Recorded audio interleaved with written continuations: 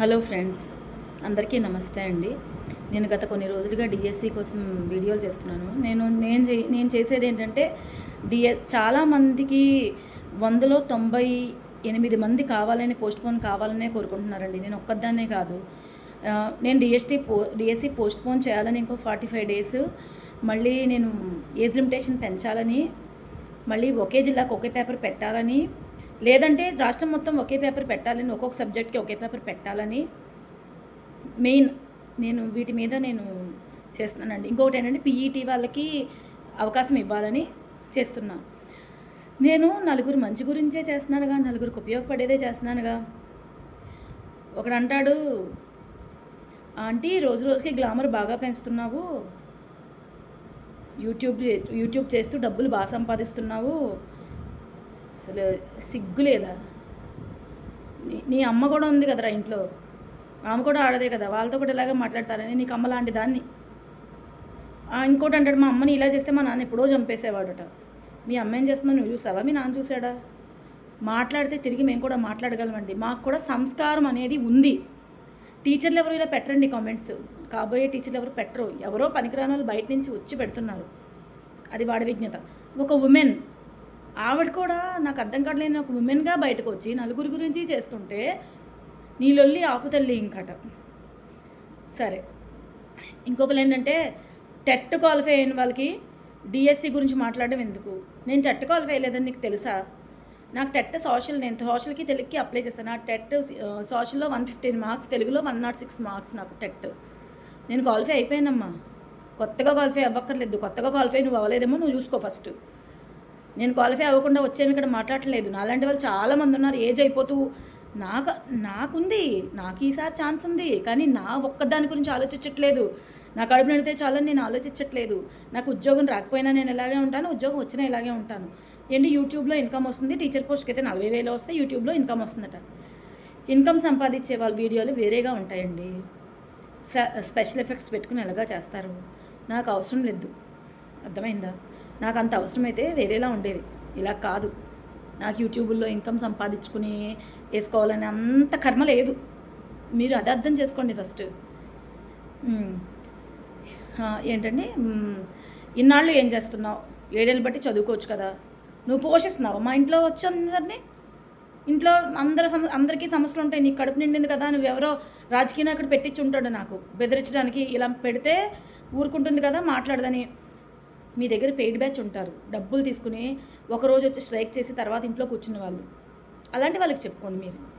మా ఆయన గారికి కూడా ఫోన్ చేసి ఎందుకు చేస్తున్నారు మానేమనండి. ఏంటి నన్ను బెదిరించేది మీరు? నాకు అర్థం కావట్లేదు. బెదిరిపోయేదాన్ని నేను ఎందుకు చేస్తాను ఇవి? నేను నలుగురు గురించే చేస్తున్నాను. నాకు ఏదన్నా అయితే నలుగురు వచ్చి నా వైపు నించుంటారనే అనుకుంటున్నాను నేను. నాకు అర్థం కావట్లేదు. ఇప్పుడు అన్నిటికీ బెదిరిపోవాలంటే ఎలాగా? ఏం తప్పడుగుతున్నామండి? ప్రభుత్వాన్ని ఏమన్నా వాళ్ళ ఇంట్లో డబ్బులు తీసుకొచ్చి మాకు ఇమ్మంటున్నామా? లేదంటే వాళ్ళ సంపాదనలో ఉన్న స్విస్ బ్యాంకులో ఉన్న నగలు తీసుకొచ్చి అందరికీ పంచమని అడుగుతున్నామా? డబ్బులు అవిని అడగట్లేదు కదా. ఒక గవర్నమెంట్ వచ్చి అది అలాగే సంకనాకిచ్చిపోయింది మాకు. సారీ అండి తప్పుగా మాట్లాడుంటే. మాకు పోయింది. ఒక గవర్నమెంట్ వచ్చి నోటిఫికేషన్ లేకుండా చేసింది. ఇప్పుడు ఇంకో గవర్నమెంట్ వచ్చి ఇలా చేస్తుంది. ఫస్ట్ సంతకం పెట్టారు చంద్రబాబు నాయుడు గారు డిఎస్సి మీద అన్నారు. ఫస్ట్ సంతకం పెడితే వెంటనే నోటిఫికేషన్ ఇచ్చేయాలి కదా. సంవత్సరం పడుతుందండి నోటిఫికేషన్ ఇవ్వడానికి. అంటే మేము ఏమనుకోవాలి, ఇస్తాడో ఎవరో తెలీదు. అక్కడ అతను గేమ్ చేశాడు, ఇప్పుడు ఇతను కూడా గేమ్ చేస్తారేమో అనుకుంటాం కదా ఎవరమన్నా. ఇంకోటి ఏంటండి, 2 సంవత్సరాల అవకాశం ఇస్తే స్కూళ్ళ తీరు మార్చేస్తా. ఏం మారుస్తున్నారండి తీరు? వాళ్ళనే ఆ గవర్నమెంట్నే ఫాలో అవుతున్నారు మీరు కూడా. మీరు ఇచ్చే తల్లికి వందనం గవర్నమెంట్ స్కూల్లో పిల్లలకి మాత్రమే పరిమితం చేయండి సార్. అది పరిమితం చేయకుండా ప్రైవేట్ స్కూల్స్ వాళ్ళకి ఇస్తే కార్పొరేట్ విద్య పెంచుతున్నారు మీరు. అది మీకు అర్థమవుతుందో లేదో నాకు తెలీదు. ఇంకోటి ఏంటంటే సార్, మార్క్స్ అన్ని సబ్జెక్టుల్లో 90 దాటి వచ్చిన అమ్మాయికి ఒక సబ్జెక్టులో మాత్రం ఫెయిల్ అయిపోవడం ఏంటండి విచిత్రం కాకపోతే? ఎందుకంటే కౌంటింగ్ లోపం. ఇంటర్మీడియట్లో కూడా అలాగే కౌంటింగ్ లోపం ఎక్కడుందండి? ఇక్కడ వ్యవస్థలో లోపం ఎక్కడుంది? ఇప్పుడు ఒక టీచర్ వెళ్ళి పేపర్ దిద్దిన తర్వాత వాళ్ళ పైన 3-4 ఒకరు దిద్దితే ఆపేరు కదా. దాన్ని ఇంకొకరు పరిశీలిస్తారు, తర్వాత ఇంకొకరు పరిశీలిస్తారు, ఫైనల్గా పరిశీలించి కదా ఇస్తారు మార్క్స్. మరి ఎంతమంది తప్పు చేస్తున్నారా? ఇంతమంది కౌంటింగ్లో లోపాలు వచ్చేసాయంటారా? మా అమ్మాయికి కూడా 10th క్లాస్లో ఇలాగే జరిగింది. 2018లో ఇలాగే జరిగింది. ఏమైంది, 10 పాయింట్స్ వస్తాయని అందరిలోని ఫస్ట్ ఉంది. తీరా రిజల్ట్ చూస్తే 9.8 వచ్చాయి. సర్లే వదిలేసే, ఏం కాదులే అన్నాను. దేంట్లో తగ్గాయని చూస్తే హిందీలో తగ్గాయి. మా అమ్మాయి హిందీలో డివిజన్ ఫస్ట్, హిందీ ఎగ్జామ్స్లో. హిందీలో పోవు అని నాకు చాలా గట్టి నమ్మకం. నేను రీకౌంటింగ్ పెట్టించానండి. పెట్టిస్తే 10 మార్క్స్ కౌంట్ చేయలేదు. అది మళ్ళీ కౌంట్ చేసి రీకౌంట్ చేసి మళ్ళీ 88 మార్క్స్ వేశారు. 98 మార్క్స్కి 88 వేశారు. మళ్ళీ తిరిగి పంపించారు. సారీ అని అపాలజీ లెటర్, కావాలంటే మీకు అపాలజీ లెటర్ కావాలన్నా కూడా రేపు చూపిస్తా, పంపించారండి. ఇది వ్యవస్థ ఎక్కడుందండి లోపం? వ్యవస్థలో లోపం ఉంది. ముందు అది మార్చండి సార్, వ్యవస్థలో లోపం మార్చండి. మార్చకుండా పిల్లల మనసులతో ఆడుకుంటున్నారు. ఎంత సఫర్ అవుతారండి? చదివి వాళ్ళు ఎలా సఫర్ అవుతారు? ఇది ఎవరికి అర్థం కాదు. నేను ఏదన్నా మాట్లాడితే వచ్చి ఎలా పడితే అలా మాట్లాడడం అంటే, మీకు ఎవరన్నా రాజకీయ నాయకులు డబ్బులు ఇచ్చి ఇలా కామెంట్ పెట్టు, కాసేపు ఏడ్చి ఇలా వీడియోలు చేయడం మానేస్తుంది అనుకుంటున్నారా? ఇంకొకరు ఏంటంటే, డిఎస్సి వచ్చిన తర్వాత ఇది ఒక టాపిక్ అయిపోయింది. డిఎస్సి మీద వీడియోలు చేసి యూట్యూబ్ వాళ్ళు పెంచేసుకుంటున్నారు. ముందు మీకు అర్థం కావట్లేదు. నేను ఒక ప్లాట్ఫామ్ ఎంచుకున్నాను, నా బాధ తెలియడానికి ఎంచుకున్నాను అంతే. ఇది వరకు నేను ఎగ్జామ్స్ గురించి, నేను ఎకనామిక్స్ చెప్పాను యూట్యూబ్లో క్లాసెస్. నేనేమో కొన్ని గవర్నమెంట్ గురించి కూడా నేను గవర్నమెంట్ రావాలి అని చెప్పి చేశాను. మరి అవెవరికి కనిపించలేదా అండి? ఆడపిల్లల మీద అకృత్యం గురించి, డాక్టర్ మీద, ఒక డాక్టర్ని రేప్ చేసి పశ్చిమ బెంగాల్లో రేప్ చేసి చంపేస్తే దాని గురించి నేను చెప్పాను. అవెవరికి కనిపించట్లేదా? నేను ఇప్పుడు డిఎస్సి గురించి చేస్తున్నానంటే నేను కూడా ఒక బాధ్యతరాలనండి. అందుకే నేను డిఎస్సి గురించి మాట్లాడుతున్నాను. ఇప్పుడు నాకేదో యూట్యూబ్లో వ్యూస్ పెరిగిపోవాలని అంత సరదా నాకేం లేదండి. నాకు డిఎస్సి పోస్ట్ పోన్ చేస్తే నేను వీడియోసే చేయను, చదువుకుంటాను, ఇంకా రివిజన్ చేసుకుంటాను. ఇప్పుడు సరేనండి, ఇదంతా అయిపోయింది. నేనైతే ఒకటే కోరుకుంటున్నానండి, చాలామంది బాధపడుతున్నారు. అప్పుడే ముగ్గురు చావులు అయిపోయి, 3 చావులు అయిపోయి డిఎస్సి కోసం స్ట్రెస్ తట్టుకోలేక. ఇంకా చావులు చూస్తారా? ఏం సార్, మీ పిల్లలైతే బాగుండాలి, ఇంకొకరి పిల్లలైతే మాత్రం చచ్చిపోయినా పర్లేదా? మీరు నోరు మెదపరా ఇంకానా? కాకి పిల్ల కాకి ముద్దు సార్. ఎవరి పిల్లలు వాళ్ళకి గొప్ప. సీఎం కొడుకు సీఎంకు గొప్ప అయితే మా పిల్లలు మాకు గొప్ప. అంతేగాని డబ్బులున్న వాళ్ళ పిల్లలకి కొమ్ములు ఉంటాయి, మిగిలిన వాళ్ళ పిల్లలకి లేవని ఏమి ఉండదు. ఏ తల్లికి వాళ్ళ పిల్లలే గొప్ప, వాళ్ళ పిల్లలే లోకం. ముందు అది తెలుసుకోండి. ఎవరి తల్లిదండ్రులకు వాళ్ళ పిల్లలే గ్రేట్. అయిపోయింది సార్. సరే, మీ అందరికీ నాకేమీ రాదు సార్, నాకేమీ రాదు. నాకు పాలిటీ తెలియదు, హిస్టరీ తెలియదు, ఎకనామిక్స్ తెలియదు, ఏం తెలియదు. సరే, చిన్న మాట. రాజ్యాంగంలో 21 సంవత్సరాలు నిన్న ప్రతి పౌరుడు స్థానిక సంస్థల ఎలక్షన్లో నించోడానికి అర్హుడండి. 21 సంవత్సరాలు నిండిన వాళ్ళు అంటే సర్పంచ్గా కానీ, వార్డు మెంబర్గా కానీ, లేకపోతే మున్సిపాలిటీలో కానీ దేనికన్నా సరే 21 సంవత్సరాలు నిండిన వాళ్ళు అర్హులు. నెక్స్ట్ ఏంటంటే 25 సంవత్సరాలు నిండిన ప్రతి ఒక్కరు ఎమ్మెల్యే కింద కానీ, ఎంపీ కింద కానీ నించోడానికి అర్హులండి. 25 సంవత్సరాలు. తర్వాత రాజ్యసభ ఎంపీగా పోటీ చేయాలంటే 30 సంవత్సరాలు కావాలండి. తర్వాత ఒక గవర్నర్ పదవికి వెళ్ళాలి అంటే 35 సంవత్సరాలు కావాలండి. 35 సంవత్సరాలు నిండాలండి. రాష్ట్రపతి పదవికి పోటీ చేయాలంటే 35 సంవత్సరాలు నిండాలండి. ఉపరాష్ట్రపతి పోటీ చేయాలంటే 35 సంవత్సరాలు నిండి ఉండాలండి.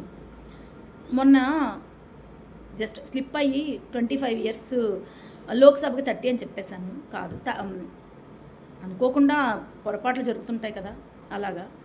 అదండి, నేను ఒక మాట చెప్దాం అనుకుంటున్నానండి. కుక్క తినడి చెప్పు తినడి కుక్క చెరుకుతీ పెరుగునా, విశ్వదాభిరామ వినురవేమ. ఇది నాకు పిచ్చి కామెంట్స్ పెట్టే వాళ్ళ కోసం. చెప్పు తినడి కుక్క చెరుకుతీ పెరుగునా, విశ్వదాభిరామ వినురవేమ. నేను రాసింది కాదండి, వేమన గారు రాశారు. ఆ పద్యం కూడా వేమన గారు అన్నీ కూడా ఆటబెల్దులో రాస్తారండి. అంటే పద్యం ఎలా రాశారో చెప్పాలి కదా, అవగాహన కావాలి కదండి. ఆటవెల్దులో రాస్తారండి.